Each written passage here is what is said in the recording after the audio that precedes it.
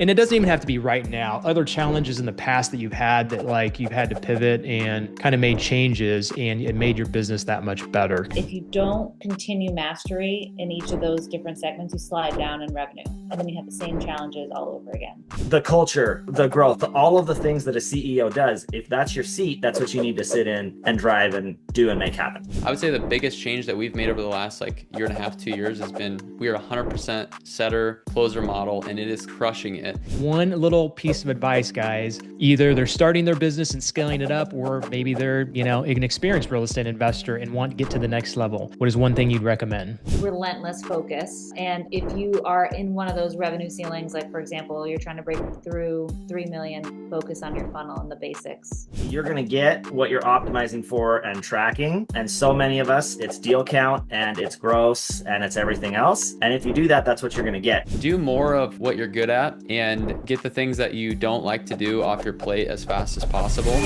So welcome, guys, to the Real Estate Masters Inner Circle panel. Also brought to you by 10X TV. We've got 3 high-level real estate investors as usual here. And what's cool about this one is that not only do we have 3 high-level real estate investors that do things at a high level in real estate, but they also have other successful companies outside of this, which I love. I love that because typically, it takes something to create one successful business, but to own and operate multiple businesses and do that at a high level is not very easy to do. So that's just another level of business when you are able to do that. So we have 4 of us that invest in real estate and also provide services to real estate investors. This is super cool. Super excited about this. So if you guys are joining live, welcome. If you guys have any questions, please put it in the chat. If you guys are watching this as a replay, so clients that are on this, some of you guys don't know we have these calls that are in our back end that you guys can go back and watch. So we have archives. We have hundreds and hundreds of hours of calls like this that are in the archives. So please take advantage of those. And we are going to get started. So let's see if there's any other announcements I have here. I think that's it. Let's get her started. You guys ready to rock? So ready. Let's go. All right, let's do it. All right, so let's do quick intros. So who you are, what market you're in, what your specialty is in real estate, and then just a little quick tidbit about your other business that you guys operate that help real estate investors. So we'll go in the order that you showed up. Stephanie. Ladies first. And ladies first. I'm Stephanie Betters. I live in Charlotte, North Carolina. Better Path Homes is my investment company, and our 2 markets are the Charlotte metro area, and then actually first time in 15 years, we expanded to the Winston-Salem market. So I've been here investing in Charlotte for 15 years. My first flip was in '07. I've been around for a little bit, but I'll say 15 years is probably the most legit time. I primarily focus on new build construction. So we build spec homes and then resell them. We were first-time home buyers primarily, like our product for first-time home buyers. But in the last couple of years, the interest rates changed and the age of ownership going up, or age of first-time home buyers going up, we've pivoted to more of like a mid-tier type new build. And then the other half of my business is wholesaling and rentals and things like that. My secondary company is Left Main REI, a CRM for real estate investors. Awesome. Good stuff. Jason Lewis. All right. I am Jason Lewis. I'm in the Salt Lake City market. So I've got a full team built out there. We do 125 to 150 deals every year, which usually is about 4 million total assignment fees plus net flip revenue. So I'm probably 70% flip, 30% wholesale. I used to keep rentals before interest rates went up, and now it's just a few cherry pick sub 2s that I keep from here. I've got a full built out team, COO, acquisition managers, everybody else along the way. And then I also own Investor Machine, which does high level lists and direct mail for real estate investors all over the nation, me and you being one of them. Awesome. Michael McDonald, wrap us up here. All right, what's up, guys? Michael McDonald. I am in Las Vegas, Nevada, and I own a home buying company in Nebraska. We do 100 plus deals a year, probably 80-20 wholesale. And last year we closed 140 deals, close to 2 million in rev for wholesale. And then being in Las Vegas, I've just gotten really good at sourcing off-market deals. A lot of our focus is single family. However, we're also helping real estate investors source opportunities through PPC. So I also own Property Pros Marketing. I also have a full team, COO, acquisitions assistant, transaction coordinator. I think we have about 8 total team members now. So it's been a lot of fun and excited to dive in today. Cool, good stuff. So we have Stephanie that can help handle your leads through Left Main CRM, and then Jason and Michael can help you generate leads through direct mail and PPC. And then some of you guys And Tony may on TV. And then me on TV, absolutely. So that's my Nice. secondary business is 10X TV. We help real estate investors get on TV and manage everything for them pretty much from A to Z. I've been in the business since 2001 and mainly flip, pretty much take down everything. I've only wholesaled in 24 years, probably 3 or 4 properties. I just like taking things down. And either if I'm going to wholesale it, I'm going to wholesale it. And then I keep a lot of rental properties. Last year, I kept 15 of our flips, the year before 20. So that's kind of my thing right now is figuring out how to keep as many properties as possible. And I'm actually putting together a fund. And that was actually one of the advantages last 2 weeks ago when Angelo, I think you guys know Angelo, Jason and Stephanie from CG, he talked about a fund, or actually I think I talked about a fund I was putting together. And then he was talking about it as well. And I gave him a resource that allows him to put it together for $5,000. And he was quoted like $25,000. So sharing resources is another great benefit of being in this group. And then recently, I've started raising money for some fiber optic and internet deals. So kind of utilizing my investors that I have now, and then also just the business side of it to be able to go in and invest in other deals. So I'm putting together a fund for that, and that's super fun. I'm really looking forward to that. So with that being said, let's get rolling with some questions. So 2026, guys, 2025, I hear it all over the board. 2025 was really good for some people. 2025 was brutal for some people. I think for us, it was really good for the first 2 to 3 quarters. And then the last quarter was a little bit brutal. And then this first 3 weeks of January has been pretty good. It's picked up. So I'm kind of curious what you guys saw last year with what you guys did and any adjustments that you made. And then heading into 2026, is there anything that you guys are looking to do different based on what you're hearing about with interest rates, the market adjustments, or anything of that nature? So, Stephanie, what are your thoughts on that? 25 was not a great year for us, primarily because we had a lot of canceled and delayed deals on the new construction side. We lost about $160,000 on the new build side of just canceled contracts. We bought land and had to, sell it for a loss, or we bought land and put a bunch of money into diligence like surveys and things like that then got canceled. And one of the reasons for that is the pipeline is so long. So what you buy now, you're basically predicting what it's going to sell for a year from now, right? And so we had a couple really large development projects and townhomes and things like that. That once we bought the land and got through a lot of the stuff and made the investments, we're like, these numbers don't work anymore. What are we doing? So we've had to cut bait on several large projects, which really sucked. So that hurt. And then some of the stuff that we had on the market, especially our first time home buyer product, which, Charlotte, the average sales price is a little less than 400,000. It's like 360-ish, depending on where in Charlotte Metro you're looking. And we were always building things less than 350, 300 or so. And those products sit on the market for a long time. They have recently. So a lot of closings got delayed and things like that. So challenges for sure on the new build side. Kind of halfway through the year, we pivoted and started building and putting in better projects and things like that, all of which we're going to realize this year. So this is going to be a great year. Yeah. That half of the business is tricky because it's the cash conversion cycle so long. Wholesale side, like more of the same, like 2023, 24, 25 for the most part was like just puttering along. It was definitely not a banner year, but it was okay. And I'll agree. I think the end of Q4, like December-ish, November, December-ish was much, much better. And January is much better. So I think we will personally have a way better year this year than we did last year. I'll also share that we had some disruption on our leadership team on the investment side. We let go of our COO, which was in that position 6 years.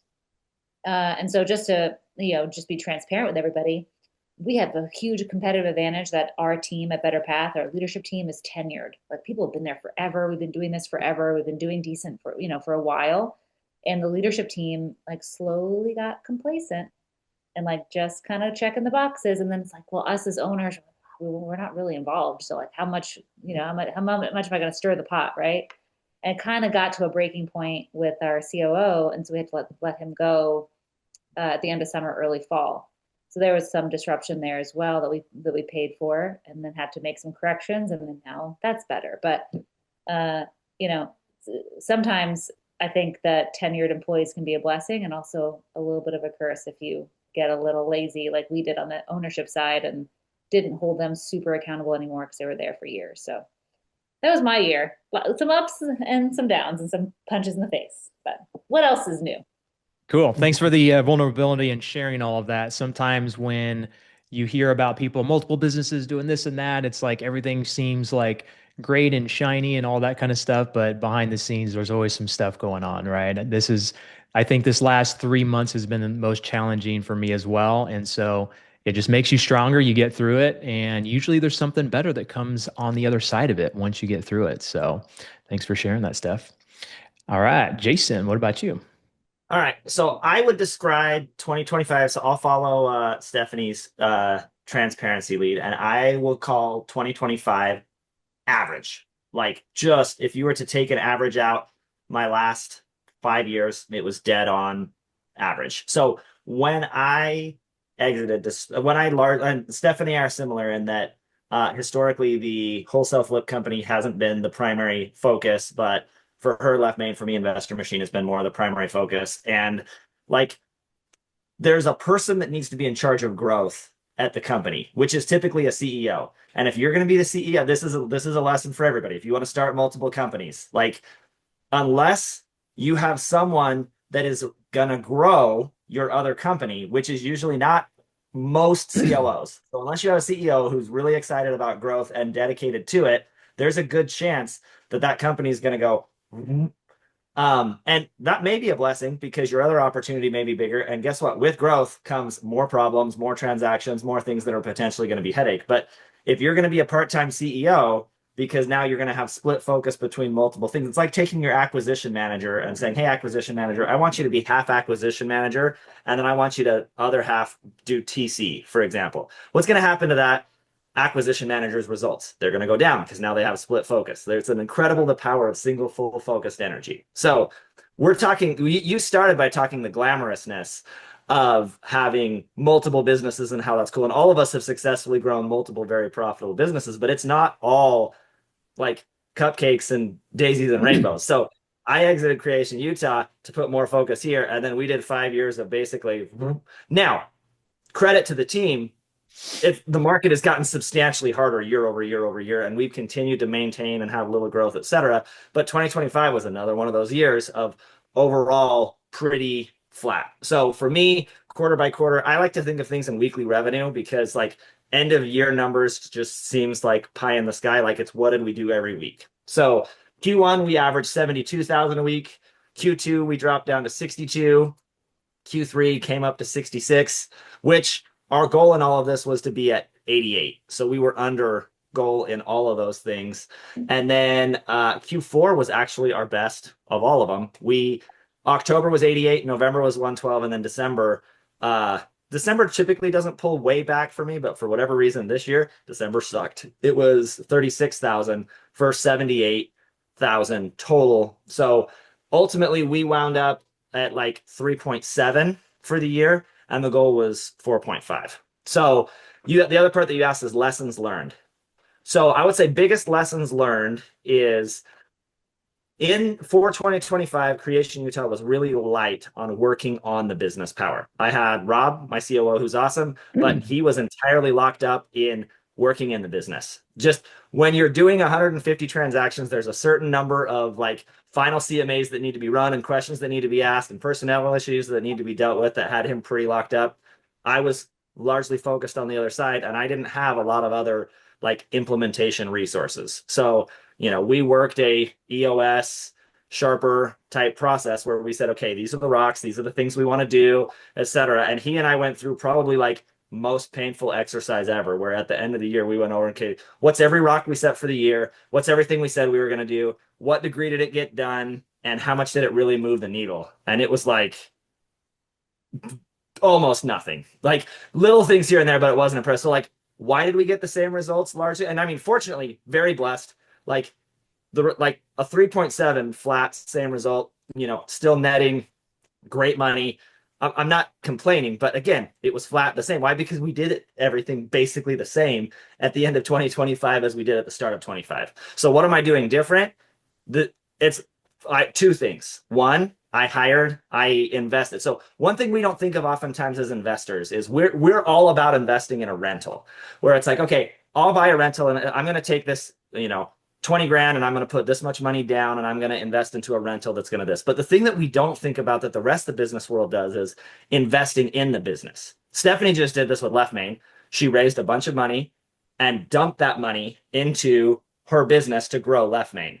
We almost never do that as wholesalers. So I was like, I'm going to do it. I don't know that the business can like afford it or is ready, but I brought in 3 pretty expensive work on the business, higher level type of people to come in and say, okay, for next year, like I'm going to bet on growth and I'm going to drop hundreds in additional salaries to come see the growth through. Now, obviously, I know that clients are at varying sizes, take and apply that as well. And the other big thing is we've gone all in on one thing. We identified what's the one thing that's going to move the needle the most, and we just do that thing until it's done. We were doing the like, hey, we can have 10 rocks.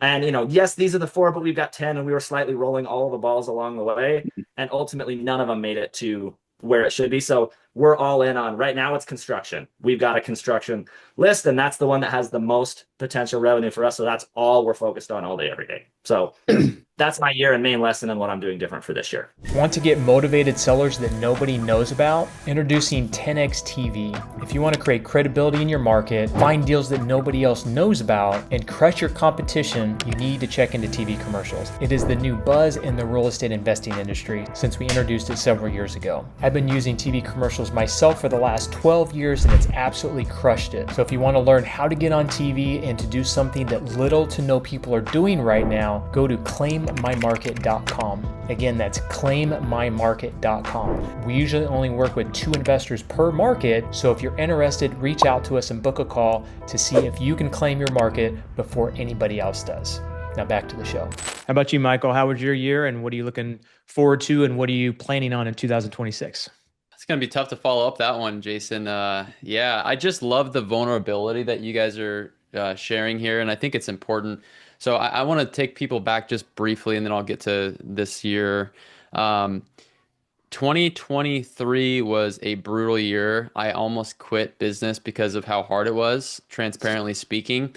We lost a bunch of money on flips, I think to the tune of like $400,000 or $500,000, and it almost wiped us out. Thankfully, we had rental properties to where we didn't get wiped out.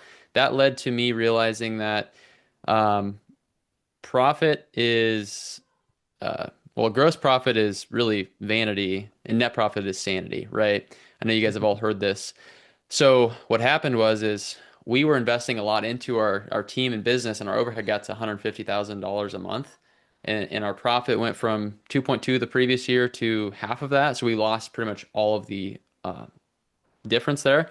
And that was a really tough year. So I ended up buying my business partner out at the end of 2024. So this year, 2025 was really the first year where I just decided I'm going all in on wholesale. We're going to turn the cash conversions quickly. And it paid off. And so this year, what I'm really focusing on is how can I just do better deals, more quality deals, and really extracting the value from the opportunities that are in front of us. So a lot of us who do volume can just get on this hamster wheel of just running a bunch of transactions and really not giving the attention to the opportunity that's in front of us. So we're just focusing on like extracting all of the value from every single opportunity that comes through. And we've got some pretty exciting stuff in the works, but I forgot to mention this, I picked up like 22 rentals last year, majority from creative finance, which have been awesome. So some PTSD of cash flow crunches of 2023 led me to saying, I never want that to happen again. I'm going to create passive income that's going to exceed my monthly expenses so we can hopefully enjoy the fruits of the labor of that. So That's a little bit what I've got going on and kind of the progression of what led me up to heavy into wholesale and just getting more efficient with our flips too. Because that was something that cost us a lot of money just on extra holding time and stuff like that too over the last couple of years. Cool. Good stuff, guys. I'll summarize my 2025. I feel like the first, again, second or third quarter of our first, second, and third quarter of 2025 were great. Smoothing, humming along, meeting our goals in the flipping business. And then I think it was probably beginning of last year, I stopped attending team meetings. I have a strong team. I just kind of let them run everything. And Jason, some of what you said resonated with me. Like if you don't have someone driving the ship, like it's going to either plateau or potentially sink at some point. So the last quarter, we kind of made some changes in the business that I think maybe were not the greatest changes, and we just had a brutal fourth quarter. And so I spend literally probably 30 minutes to an hour a week in that business. And lately I've spent more just diving in and like retraining the sales team, looking to raise money because I didn't realize that keeping so many rentals the last year sucked so much cash. It was The literally, murder on your cash flow. dude, I sat down with my CFO yesterday and I'm like, are my numbers right? Did we really cash flow less than $600,000 less than I thought we did? And so we went through it and I realized that one of my businesses was putting money into a management company and paying expenses for the flipping company and didn't realize I kind of knew it was going on, but I didn't realize all the numbers. And so, like I said, with everything that happens, I feel like there's always good that comes out of it. So we just went in and we looked at it and we said, okay, it's not as bad as you think, or as we thought, because we paid down rentals a lot, but then we also increased our equity a lot. But then we have to figure out, like, if we're going to keep doing that, how do we continue to fund that? And because if we can do that and we can do that over the next 20 to 30 years, I mean, that's hundreds of properties and tons of equity that we can create. Whereas if we flip those houses and we cash out, we're paying taxes and it's just not the same thing. So we actually I took my team to Results Driven last week, Josh and Tiffany High, and it was an eye opener. Some of the things and Michael, you did that, didn't you? Didn't you do the 2 day with them? Yep, absolutely. Yeah, it was a huge eye opener of like some of the little things that we weren't doing. And so we're going back and just refining a lot of things. So even though it's been like kind of brutal the last few months of just like, where's the cash going and, why isn't there as much coming back in? We are fixing a lot of things. We are refining a lot of things.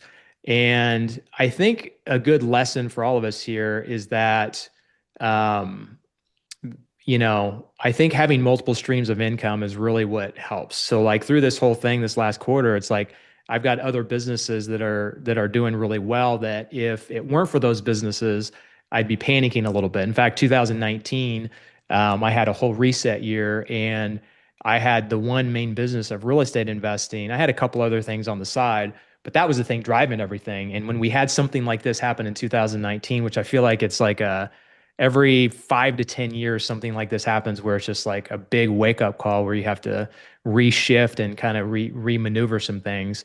But when you have other streams of income, it really, really helps.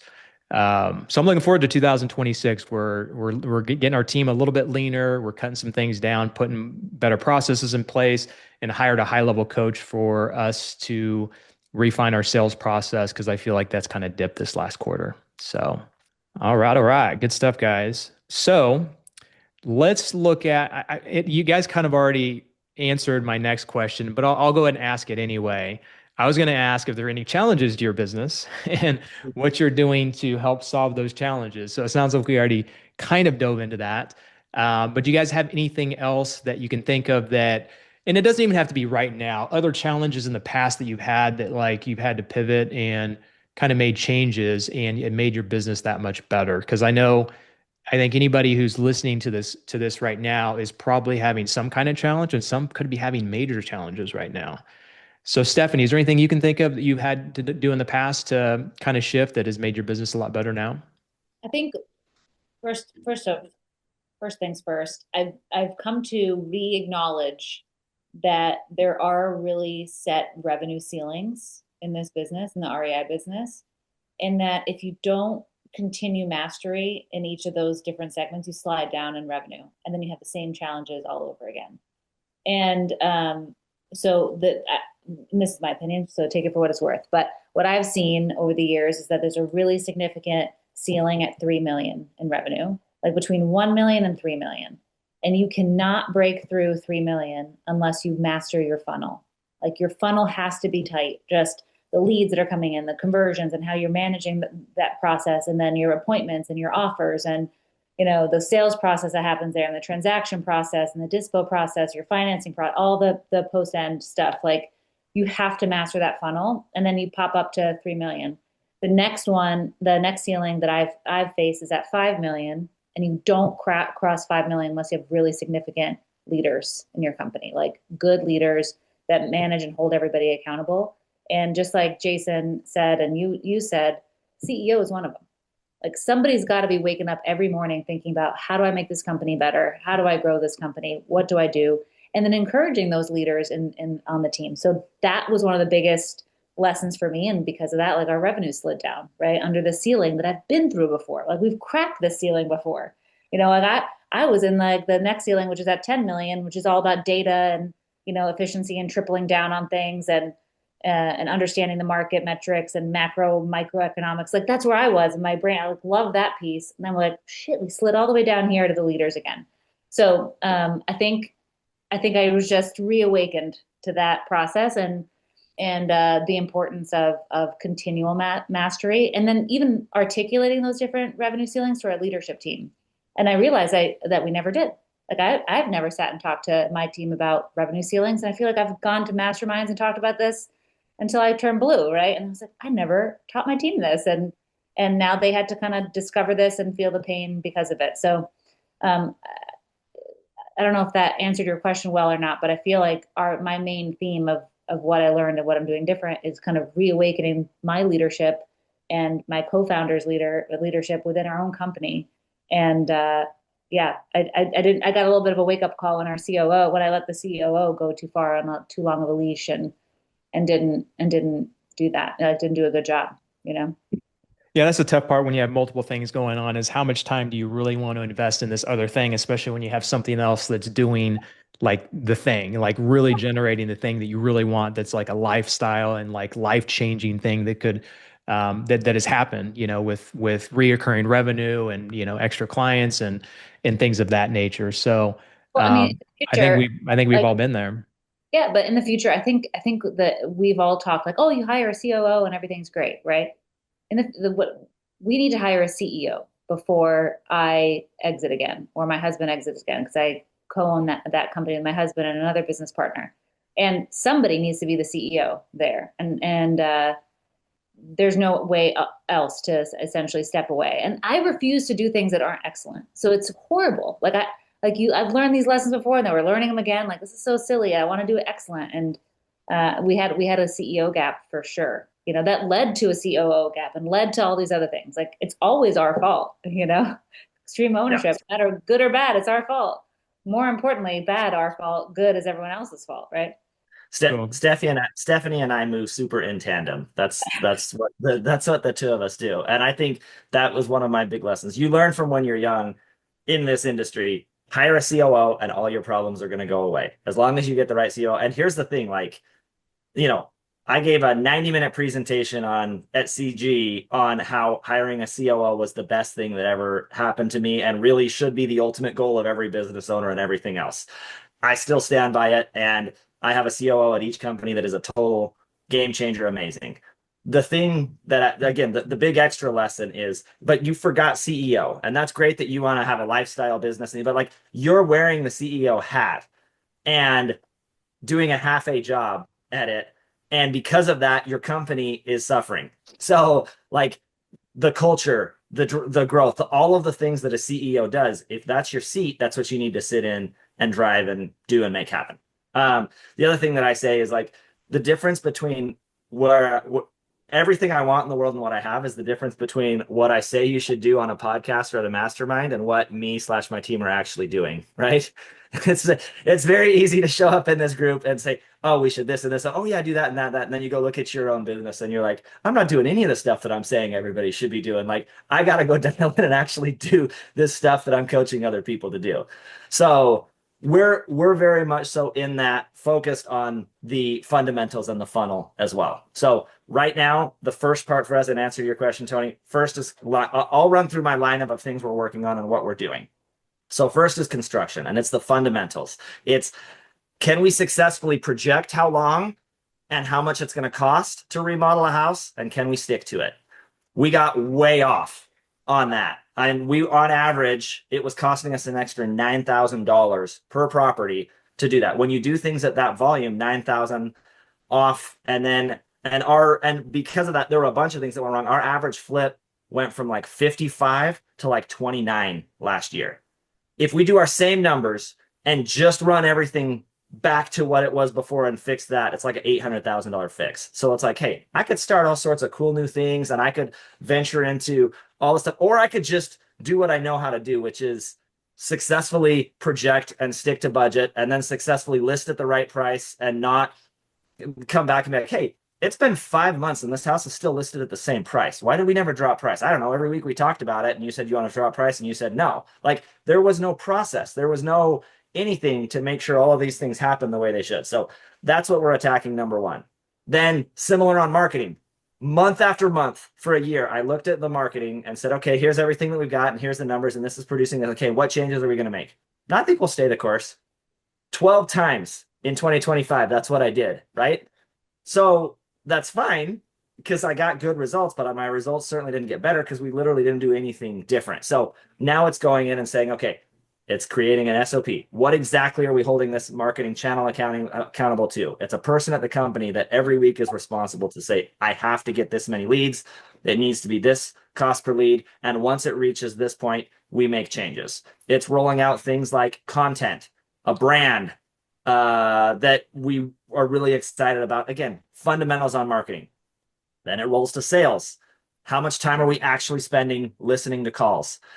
Do we have, I mean, AI makes this really easy. We're not really utilizing it to the level we should. Do we have you can build an AI sales coach with all of your processes and everything else where you upload your acquisition appointment, you upload your lead management, and then it comes through and says, hey, this is what to do different. You can role play and everything else. That's what we're doing. Having AI help with the feedback and lead managers through Steve Trang stuff. And then ultimately just like, can you say with confidence that my acquisition manager or my lead manager at that phone call or at that appointment, when asked the question, answered the same way I would have or better? If you can't, go get that process quickly. So that's just like the first, and then the list continues on from there. But that's the first few things. So we're very big on the phase that Stephanie talked about, which is like just dialing in the funnel and just being next level excellent at the basics. Can we remodel? Can we answer the phone incredibly well? Can we sell really, really well? Can we disposition really, really well? And then the last one I will say is then we get to do something new, which is adding a whole big new exciting agent arm. I think the basics make or break you. I'll just say this super quick because I heard this quote about Kobe Bryant and how he trained. I don't know if you guys heard this, but he woke up at 4 o'clock in the morning to go to the gym, and the number one thing that he practiced was dribbling. Like the best basketball player of the time, right? Woke up, got his ass out of bed, the butt crack of dawn, dragged whatever to the gym just to dribble. Like that guy had every reason to be complacent and be like, I know how to dribble, right? Like I don't need to practice dribbling. He woke up to dribble. So anyway, the basics will make and break you. Yep, 100%. What about you, Michael? I mean, everything you guys are saying is totally spot on. Like, I think we can resonate when we've been through it, right? I thought hiring a COO would solve all my problems, and thankfully he was really good and he did solve a lot of them. But when I took a hiatus as a CEO to go work on other stuff, and got sidetracked, my business felt that. And one of the biggest things that I recognized actually right after we went through results, and results training was fantastic. However, I will say that there's something to be said about our model with in-person appointments and shaking hands and making offers in person that when we pivoted over COVID to the virtual model, we had a lot more fallout. We had just smaller margins on our deals. And so I would say the biggest change that we've made over the last like year and a half, 2 years has been we are 100% setter closer model, and it is crushing it. And it's like not surprising, right? And that was the other thing about sometimes you hear people, say things. Obviously, this is a fantastic group. You guys are all, seasoned investors and, whatnot. But one of the things that I found myself doing is I'd go to these masterminds and I'd get outside information and I'd stop listening to myself. And, I got to the point where I'm like, okay, well, I know how to do 2 million in business. What I did was working. So why don't I go back to the basics, right? I'm going to reiterate this message because you got to trust yourself too, right? There's a lot of good advice, but there's also a lot of advice out there that you might not want to take, and you might want to listen to yourself and trust that you might know what you're talking about. If you don't know what you're talking about, maybe that's why you're here. You guys are in good company, obviously, but that was one of the things that I just reflected on. I'm like, dang, like I started listening to too many people and I didn't take the advice that actually mattered, and it cost me a lot of money. And so now that I'm back to the basics and trusting the processes and whatnot, it's awesome. It's good. So That is an like important. roll up your sleeves, right? Like you actually got to do the work. I know it doesn't sound fun, but that's what it takes. That is an important lesson there is your gut feeling, like gut feeling on people, gut feeling on should I do this deal or not, gut feeling on should I start this new business. I think we kind of go against our gut sometimes and we look at money or we look at, well, this person's going to come in and they're going to solve this problem and I don't want to do it. So I'm going to let them come in. And even though it's not the right fit. So I think that is a really good lesson is following your gut. And then I'll just kind of expand on what I said this last fourth quarter. One thing I didn't mention is not only do we not find as many properties and buy as many properties, but we also had a lot of construction issues. Jason, you mentioning that kind of reminded me that we had 20 some flips going at one time, and I'm like, all right, great. We're gonna have a great fourth quarter. And guess what? None of them, I don't want to say none of them, a lot of them didn't get finished until the end of the fourth quarter when I thought they'd be sold by the fourth quarter. And there's still Yeah. some that are being finished right now that we're getting ready to put on the market. I mean, we're spending $30,000-$40,000 a month to hold those properties. On top of that, we've got overages. The market softened in the meantime. Like, those properties, if we would have gotten them done on time, probably would have sold faster and for more money. And so we have more holding costs, we have more construction costs, and then we may not sell them for as much money, right? And that is one of the basics of like, man, we had this down. Like, what happened? And part of it was we got a bunch of properties at one time, and we just didn't plan for it. We didn't plan that we didn't quite have as many contractors. We didn't, there's a lot of different things that happen. So with that being said, one of the things that we're doing right now, as I mentioned, is raising money so that we can hold more of those properties. So again, with pain and losing a little bit of sleep at night because you're like, what's going on? Comes solutions. So like putting this fund in place, I feel like will allow us to keep way more properties, which will increase our net worth substantially over time. And, if I look back 10, 20 years from now, it could be one of the best things that ever happened because we are putting this fund together. And by the way, do you guys know Stephanie and Jason? I don't know if she's in CG. Do you know Stella? Yes, I met her Do you, at LSCG do you know her program? a little bit, just from what I heard in the last meeting. Yeah, so this is interesting. I'm trying to figure out how I'm going to utilize. So anyway, so with a fund, I was putting a fund together, or I was getting ready to pull the trigger on putting a fund together that you can market to the public, but it has to be to accredited investors, and there's some other rules and regulations to it. Well, what Stella put together was that you could market to the public without a fund. And the reason she can get around that and her clients can get around that is they materially participate in the fund, which means they actually vote for the things that happen with it. And actually, I said fund. It's not a fund. They have to call it a club. So you raise money, you put it in this club. Let's say it's $2 million. And then when you have a deal that you want to put that money into, you have to email out your club members. And as long as 50% of them vote and you get 60% of majority, then you can put that money into that deal. And it doesn't have to be a fund. It's just a regular LLC. I don't know. I was wondering if you guys had heard of it Interesting. or if you guys, what your thoughts on that are. My, But I feel like it's a good, and they don't have to be accredited as well. So if someone has, $100,000, they don't meet the accreditation, then you can have a bunch of those investors. So I'm actually getting ready to start Facebook ads just to kind of test that and see if we can, get some people into the club and form raising money that way. awesome. I don't know. That's more than I heard about what it is. I knew she was putting together some sort of fund structure and way to crowdsource, I guess. Um, I'll say this, and I don't know her or like personally other than just meeting her at CG. The SEC is not something you want to get around.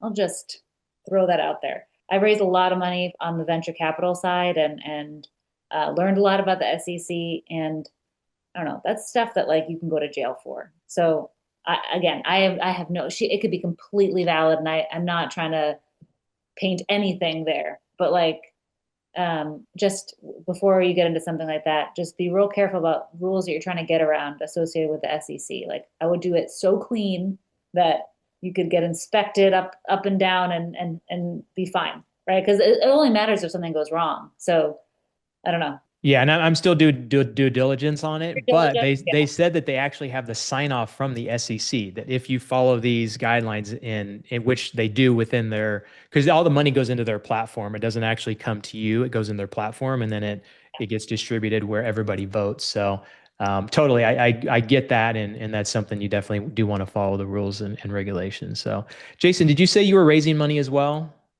Mm-mm. No? Nope. That's my one weakness. So I spent my first 5 years was working for another company and we did things high leverage and we were all about PPMs and, Reg Ds and Reg A plus funds. And we were always raising money. And we were always trying to come up with like, okay, we're going to refinance this property to cover payroll for this next week. And so when I separated from that company, I said I want to be the opposite and I want to be small scale and I want to be low leverage and I want to use as much of my own cash as possible. And I hang out in like very easy to get loans. And if you were to look at my total in the last 4 years, time I spent on money, it's probably like 10 hours. It's super, super low. So this is not an area where I'm a good, people ask me all the time, hey, who do you know that's a good for lender, this? And I'm like, that's where I don't have good connections because I made a very intentional choice that I just didn't want to build a business that was going to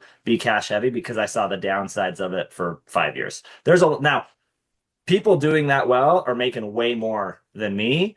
And that's great. I'm not saying my way's better. I'm just saying I'm a big believer in like closer over more, which is figure out the life that you really want and get closer to it rather than being on the unrelenting pursuit of more. And again, for some people that is their closer. This is just what my closer is I don't want to be on the hook for a whole bunch of money and other people's money and everything else. And I can live a super good life doing 30% flips with extremely low leverage and funding the rest of it myself. What about you, Michael? What's your thought on raising money?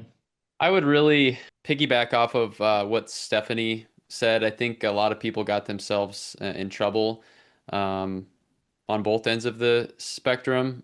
People investing into funds, and then it's not a matter of will things go wrong, it's just a matter of when they go wrong typically. And so I I'm a big uh, proponent in capital raising, so I think it's interesting, but I'm also reluctant because you hear these stories and you see some things out there and it's kind of a big deal if it's not done appropriately. So um, I I love raising money personally for my flipping business. I don't like the idea of over leveraging, but I've raised a lot of money. I've done, I mean, millions of private money, and obviously paid everybody back. And it's one of those things where rental properties, just last year, they do require a lot of cash. I'm just doing it a little bit differently. So I'm actually wrapping a lot of the loans. So I'm getting a lot of the down payments back. And so um, I have a pretty clear roadmap on how investors get paid back, refinances, etc. But that's just my 2 cents. Obviously, I'd love to hear more about it. It's interesting. For sure, take a look at it. What are your how do you raise your money, Stephanie? Is it typically one-off deals, private lenders, construction loans, that kind of thing? Yeah, a little all of the above. We have a significant amount of private money lending that we do that we secure to the property with a note and a deed of trust. And then we also leverage bank financing, some local banks, some big hard money lenders like Kiavi. Um, and it's a big Tetris game. It depends on what private money is available up next and what the project is that needs to get funded. And sometimes it's a combination of both bank lending and private lending on a deal. But everything's always deed of trust and secured and accounted for. But having private money is extremely helpful for keeping things moving. But I'm also in the same camp with Jason and Michael that I try to stay as low leverage as I can and keep an eye on all these things tightly. Yeah, cool. Let's move into marketing. We've talked about a lot of good things. Obviously, without marketing and bringing business in, there's really no business, right? So you can talk about your flipping business, or flipping or wholesaling or construction company, or your secondary business. What are some marketing strategies you're using that have worked for you in the past few years? I'll let you start on that, Stephanie. The tried and true ones have been direct mail, PPC, and PPL. Those have been really stable. We're actually, this is the first year we're trying something kind of brand new, which is radio. We've never done radio ads before, so we're going to try that this year. But the top three there have been the same. I've never tried TV. I'm very tempted to try TV, but we've always kind of sustained our business with direct mail, PPC, and PPL. Couple things like referrals and JV deals have also always been fantastic. We had a moment in time where cold calling had its glory. That has since no longer had their glory. We've stopped cold calling completely last year. So steady as she goes with the top three, and then we have a little R&D budget to try something new this year. Cool. By the way, we can help with radio as well. So if you want us to help you with that, we can do TV, radio, and billboards. So. Ooh, okay, I'll definitely hit you up for that. Yeah, let us know. Jason, what about you? Direct mail, obviously. Yep. So direct mail is my heaviest, and have gotten the cool part is I'm both Investor Machine owner and user, and it's been great for 5 years. It's by far my most steady, consistent channel. And I talked about the flat, but I didn't say just from, I think it was either September. I think it was September to today, Investor Machine has grown 40%, which is really exciting. Lots more people. We're seeing some of the best retention, really good results, lots of growth. So that part has been super exciting. But I'm not, to do what I do, I can't do it on one marketing channel. So I'm very similar to Stephanie. Direct mail, PPC, PPL, tried TV with a different provider. The reason I said I'm dialing in brand this year is I want to get a really good brand to spend a bunch in that and then start doing the TVs, the radios, the things like that more. And then we have a pretty strong networking and relationship arm as well. I think we did 600,000 or 700,000 in networking and relationship deals. So that could be, I mean, I would say if there's one thing that's probably new and big this year of my marketing channels, it's other wholesalers. It seems like different markets give different things and timing, right? And so I started to notice, hey, the gap between what I'm wholesaling for and what I could flip for is growing, and we're dang good at wholesaling. I would bet I'm probably not the only one struggling with this. So we've started offering on the majority of our on the majority that fits into our ideal buy box of properties, especially from the smaller wholesalers. And we're finding ourselves winning way more frequently than we have in any years past. Like 2023, I don't know, it's not 2023. 2022, I think at my peak, I was wholesaling for 100% of ARV on average, right? Like, Yeah. hey, this is what I think when it's done, when I'm done flipping it, I'll list it for 300. And I was just wholesaling it for that. So like, we'll just do that.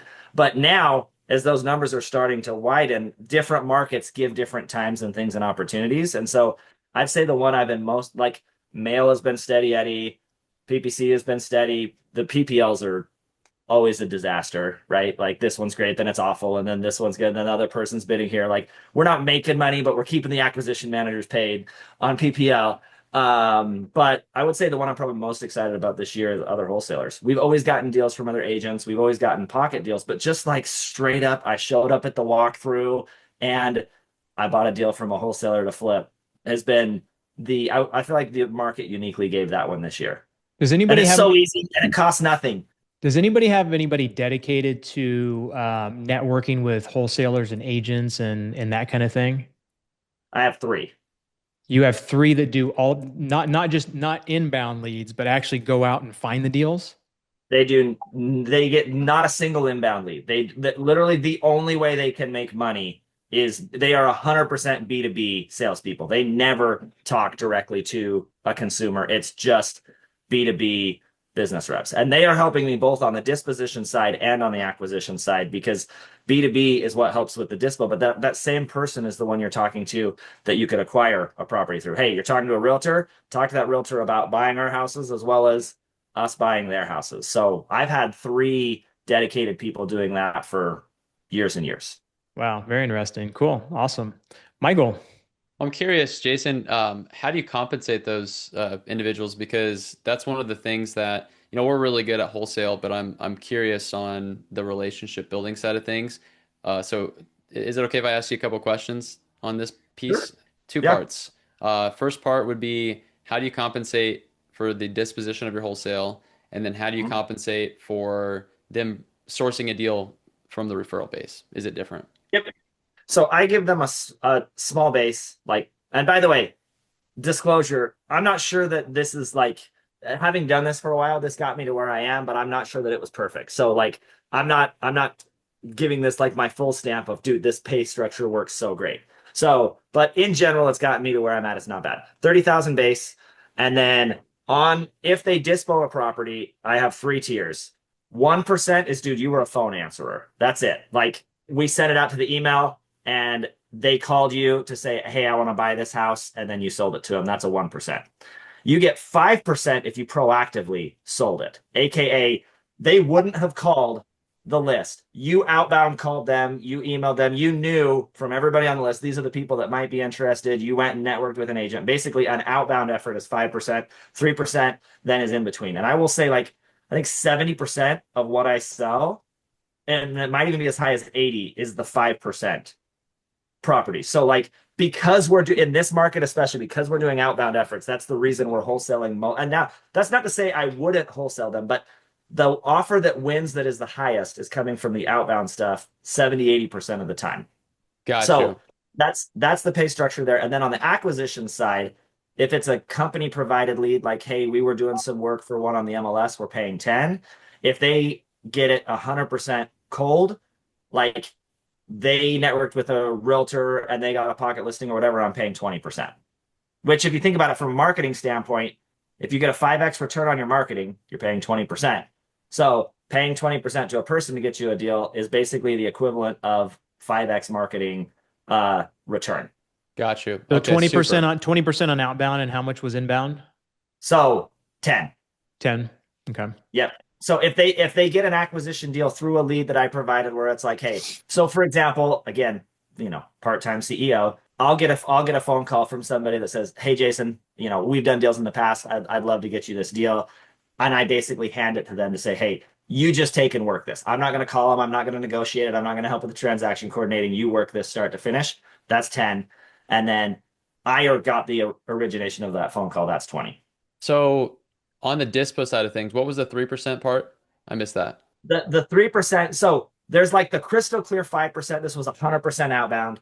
Then there's the 1% crystal clear inbound. And then because I've done this for a while, there's just gray, Gray. right? We love Yeah. black. Like the thing that we're saying to stay away from on the SEC, which by the way, I stand by this all the way. I've done this with tax strategies. Investors, we love gray.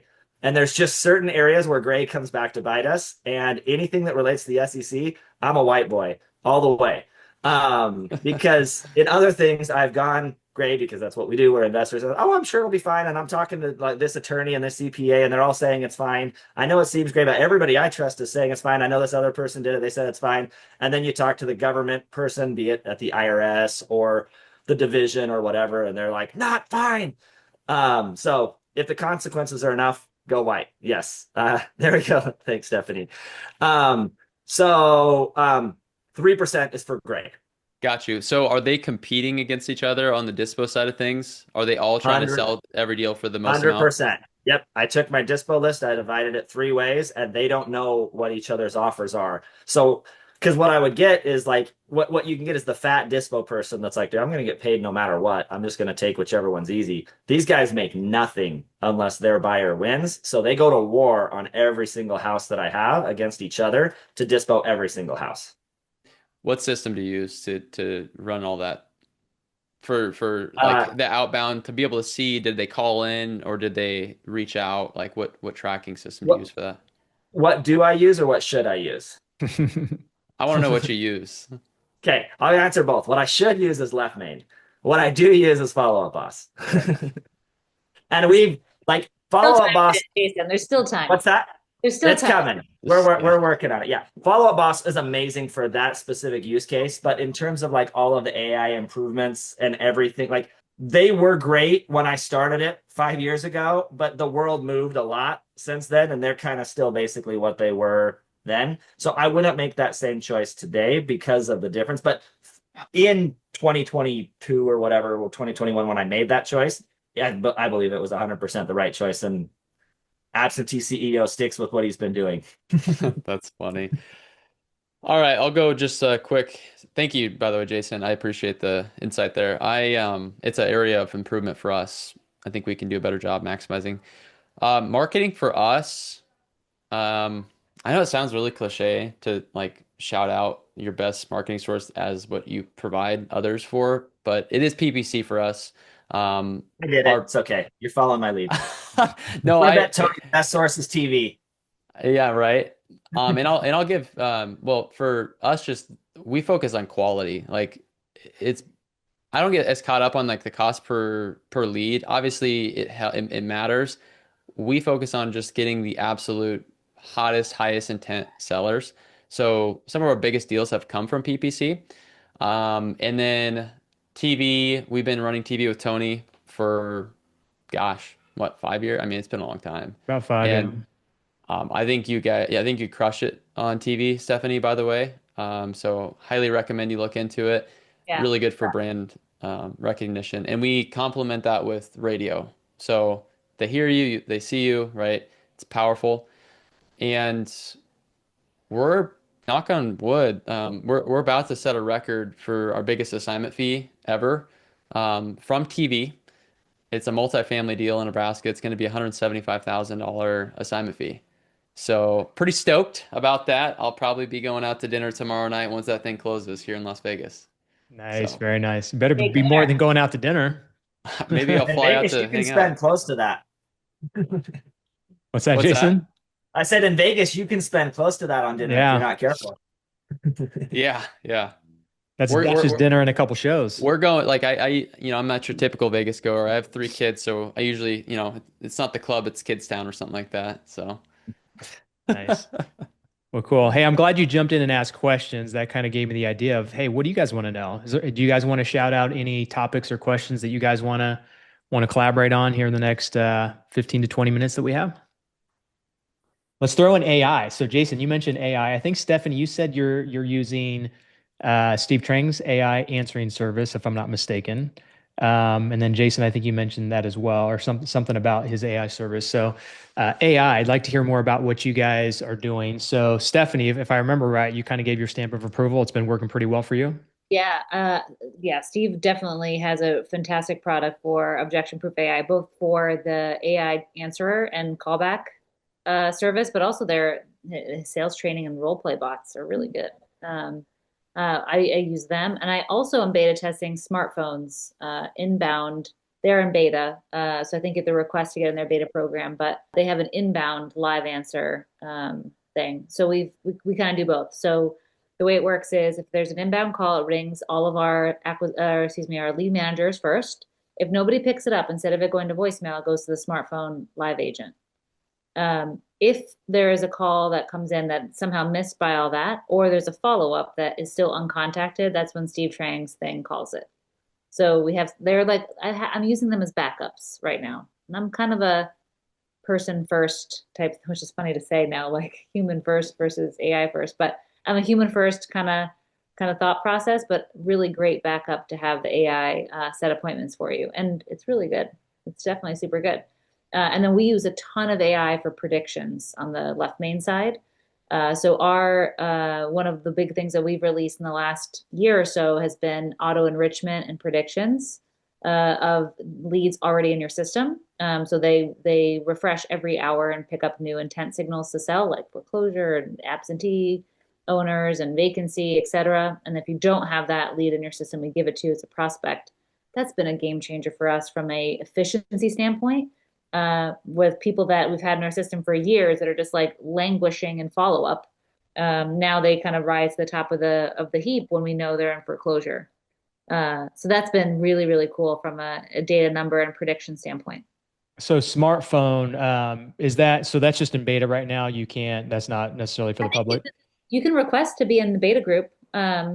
So I think there's some other features that haven't rolled out yet, like advanced call routing and live transfers and stuff like that. But you can probably message their support and ask to be in beta. They did a launch, and that's how you could have raised your hand to get in it. But if your post-launch webinar thing that Jordan did, I think you can just ask their support. That's also. So do you feel like between smartphone live answer and the AI tool that could replace a lead manager? I think there are people that will do that will replace lead managers. Yes. Yeah. I am a human in the loop type of person, and I think it's a way better customer experience to talk to an AI agent than go to a voicemail or be a missed call. Yeah, when I started diving into the leads in December, because we had a brutal December, I realized we had 10 leads that called in that or actually it's either calls or web forms or both or a combination that we didn't get a hold of them. I'm like, statistically, that's probably one deal in there that, could be some good money. 100%. Yeah. So Steve Trang will do the lead form thing, right? The objection proof. I should say objection proof instead of his name, but they're interchangeable at this point, right? Like if you have a lead form that comes in from your website, that's when his agent will call it. Smartphone doesn't do that part yet. Jordan said he's going to do something like that eventually. The smartphone piece is only for live answer. Okay, so that's interesting. I'm glad. So again, I love holding these because I always get like a couple good nuggets. I'm like, wow. So I was actually going to hire another lead manager, actually call leads as they come in to make sure that, so when someone calls or when the AI calls them, do they tell them they're an AI agent, or they just start asking questions as if they're a human? Both of them don't mention it. They don't say that they're AI. Objection proof, if you ask it, are you AI? It'll say, oh, I get that a lot. And it avoids the question. Smartphone does say, yes, I'm a digital assistant, but I promise everything about this process is very real. And like he has a really good script on how to handle it. So I think both both address it in some way. Interesting. Okay. But it doesn't say this is like you would say this call will be recorded. It doesn't say this is an AI agent. It just, hi, this is Sarah or whatever, and goes into whatever. Interesting. Okay. What about you, Jason? Yeah, my research into it, Stephanie asked, and I've talked to a lot of the high level operators at, Fuel, CG, et cetera, the masterminds. And, I think that Stephanie's use case for AI lead managers is the right, which is, hey, this is the backup. I don't think the technology is there. You shouldn't be replacing. First off, Stephanie and I are similar. First time I've ever said that. We agree. What? People first. Right. And, for two reasons. One, because that's good and the right thing to do. And two, ultimately, the technology my belief is not there yet to like entirely replace a quality. But here's the thing, like okay, so you have a 0 out of 100 lead manager and you have a 100 out of 100 lead manager, you know, it's up to the 50th percentile person. Sure. So Sure. if you've got a trash employee, AI is going to do better. But for me, excellence, like I want to go get a 80, 90, 100 and they're still going to run circles. But again, the AI enabled human is what I'm all about right now. And I'm doing that across my business everywhere is how do I take my A players and make them AI enabled? So yeah, I have an A player, but they can't call every lead, you know, of the 20,000 leads in my CRM, they can't call all of them. So they have an AI helping them go do that thing. And then they come in and do their best part. Or they can't answer the phone at 2 a.m, but there may be someone that wants to talk at 2 a.m. And so that's okay. The AI enabled human is what I'm looking for on the lead manager side. And this runs to everything. So I'll start Investor Machine. This is where we've done a lot of our heavy AI work. You know, in the early days, Investor Machine was an algorithm. It's okay, we're going to give every different aspect a score, and then we're going to go and data mine the motivations, and we're going to layer that in, and then ultimately each property is going to get a score. Very like algorithm. Our whole big focus for the last 6 months to a year has been taking that and moving all of the best of that and moving it into full AI and predictive modeling and everything else next level to say, okay, now we're going to take it through, it's called like a random forest, and we're going to run 1,000 variations of this and randomize and statistics and everything else that ultimately come in, spend a whole bunch of money on Amazon processing and say, this is the list and this is exactly who you want to mail to ranked in order. So on that side, we're super heavy on that and trying to, you know, we've been paying data miners for forever to get a login to Wichita County and go and pull out individual motivations. For the ones that we can, having AI go in and say, okay, I went through and I did this and I did this and I did this. Interestingly, one of those things that says easy and does hard because of those dang CAPTCHAs, that like the counties are pushing hard back on that. But on that company, I would say those are our biggest 2 AI initiatives. And then in the Utah company, it's AI sales training. Here's our process in a ChatGPT. And it's, okay, I'm going to upload in sections because ChatGPT doesn't do so good with hour-and-a-half long recordings. But here's the start of the appointment. Did acquisition manager follow process? Here's the mid part. Here's the bottom part. Where did they fall short? Okay, jump into voice mode now. And you're going to do a role play back and forth with this acquisition manager to say, hey, this is what you should have done. Same thing with the phone call. So heavy on QA in that regard. We also uploaded our whole MLS into ChatGPT to give us better, quick valuations. So, you know, if you're sending check letters for marketing or any type of mass valuation marketing, you know, you're using some type of national value model. We're consistently beating for accuracy in terms of how we run numbers and what sales actually happen for our own market valuation ChatGPT models than somebody like Zillow or Redfin or Atom or CoreLogic or whoever that's trying to give you a national valuation model to get more accurate. Now, am I buying a house based off of that value? No, but it's substantially more accurate for mass offers and things like that, and it's a good double check.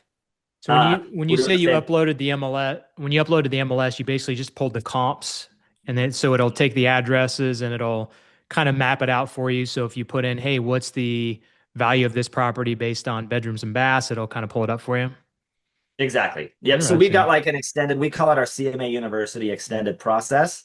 And we basically just trained it on our process to say, this is how you should run comps on a home if you were, you know, my in-house appraiser, and go be my in-house appraiser and run through the same steps that we do on our own. So it's been good for quick values as well as a good double check. The one we just rolled out today was, I told you our listing strategy was a problem.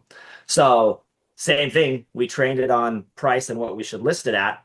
So we do a group of CMAs. This is the top number that it could sell for. This is the like fire sale price we know we could sell it in the week, and this is what we think we'll sell it for.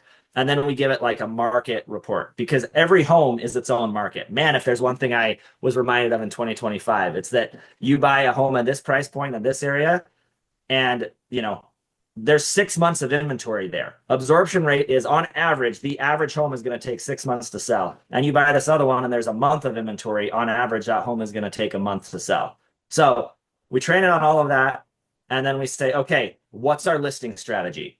And it comes back and says you should list it at this, and then you should have this many showings.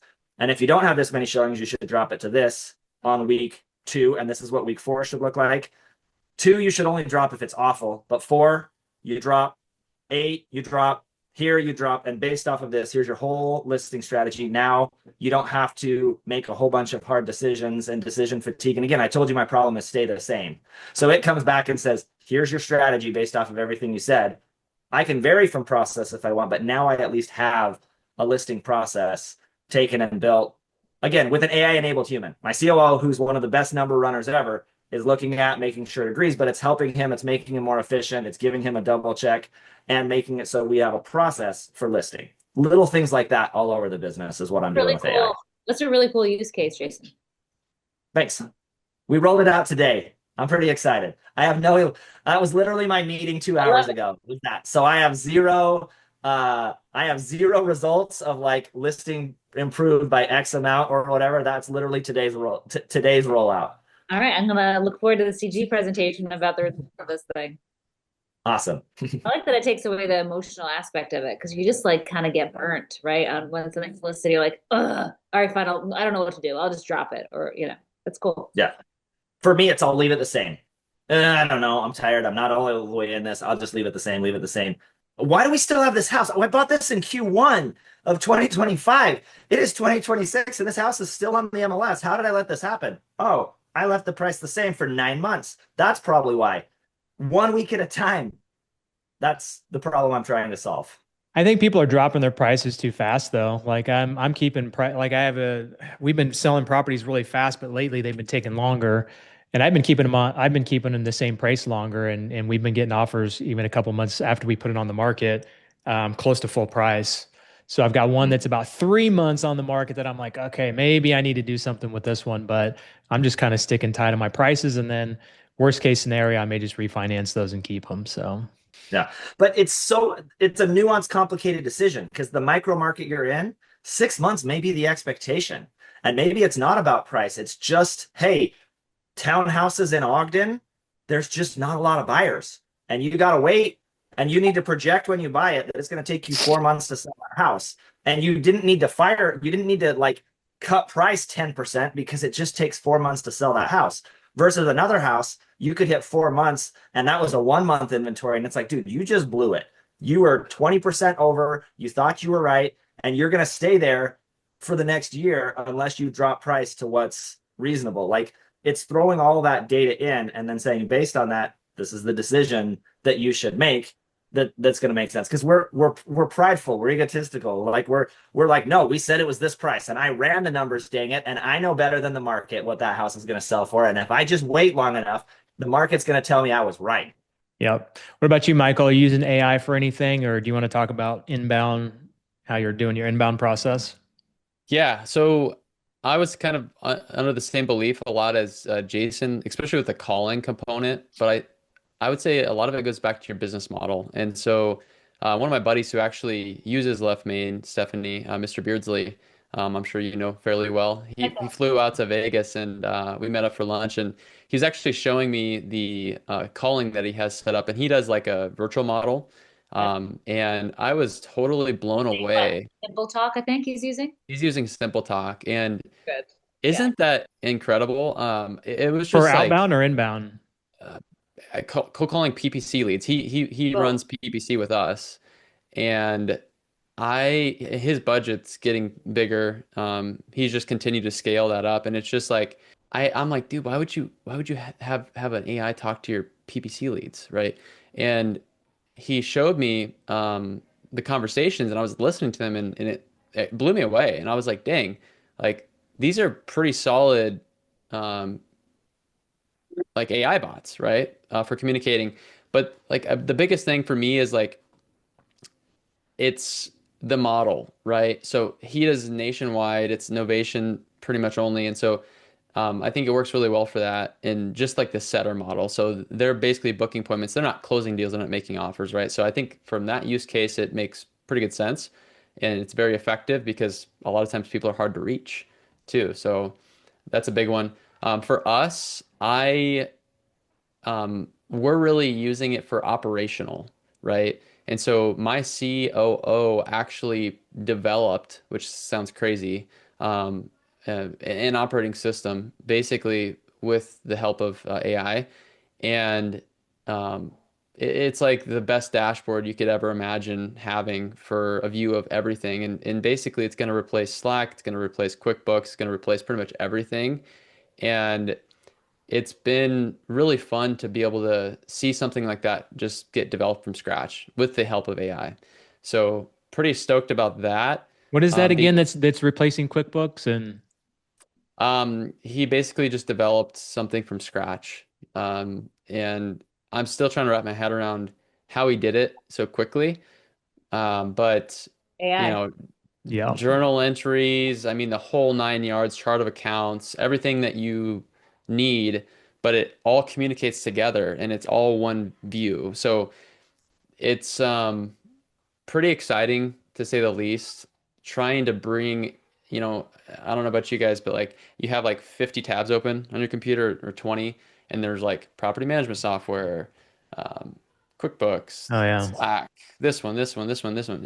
And so we operated out of spreadsheets, right, for a long time. And now it's like we get transparency, clarity, and it's actually a pretty view. It's not this ugly spreadsheet.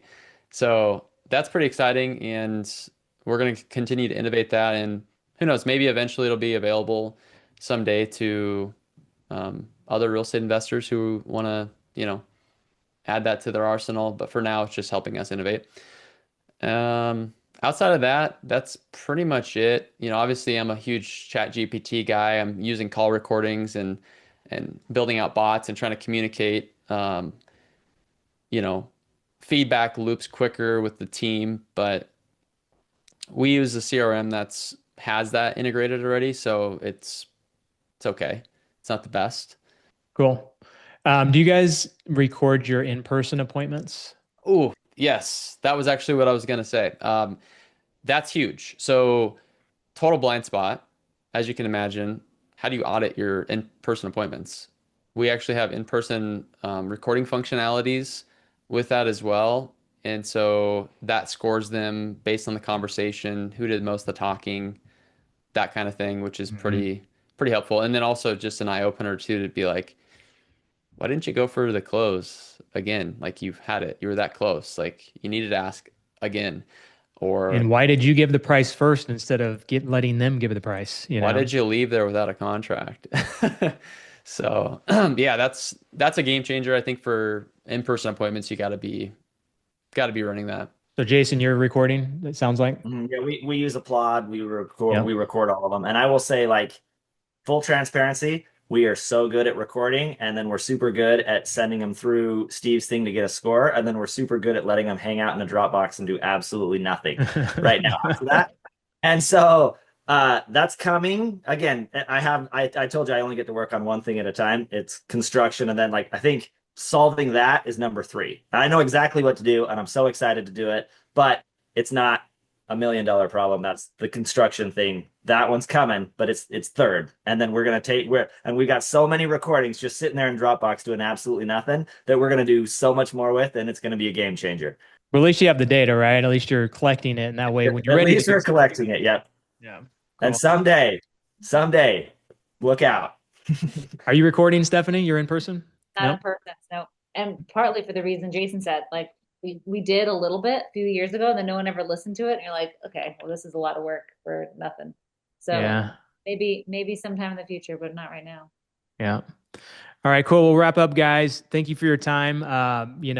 Stephanie, Jason, and Michael came on at their own will. I did not twist their arms. I basically just asked them. They said, yes, I'd love to do this.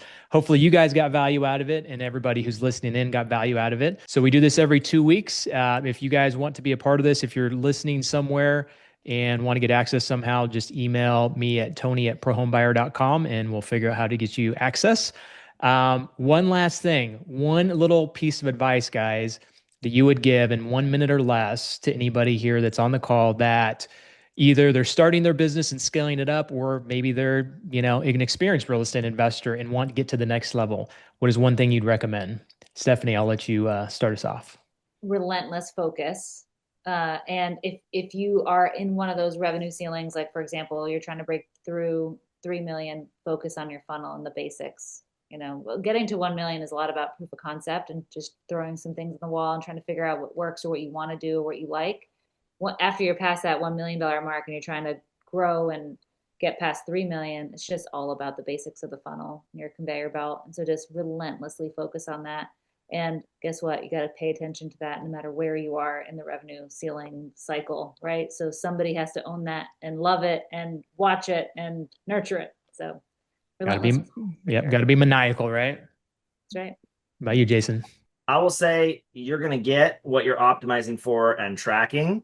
And so many of us, it's deal count and it's gross and it's everything else. And if you do that, that's what you're going to get. And someday you're going to go to a mastermind or you're going to be on a podcast and you're going to tell people how many deals you did and they're going to think you're great and you're going to be broke. Track net. If there's only one number to track and watch and optimize for and everything else, it's what is your net. Like everybody would say, hey, would you rather do one deal and net $1 million or 500 deals and net 500 grand? And I would rather do, everyone will say, oh yeah, I'd rather do one deal and net $1 million. But no, most people don't optimize their businesses that way. So when you're tracking net and that's what you're optimizing for, you're going to make every micro decision a little bit different. And I actually would call it two. It's net revenue and net worth increase. Because if all you want is net revenue, Tony, keeping rentals is a terrible decision. But for net worth increase, it can be great. So you should have a net worth sheet and a net revenue that you're looking at minimum every month to say, okay, I made all these decisions and this is what I did. What was my net? What was my net worth? And everything else is ancillary to that. Because I don't, sure, you can work for transaction volume if you want, but I'm working to actually make money, and that's net. Cool. What about you, Michael? Gosh, that's good. Cash flow growth, that's just to reiterate that is I put it on a spreadsheet and I started tracking what you're saying, Jason, and like my net worth and my cash flow, like true cash flow, increased dramatically. But my thing is do more of what you're good at and get the things that you don't like to do off your plate as fast as possible.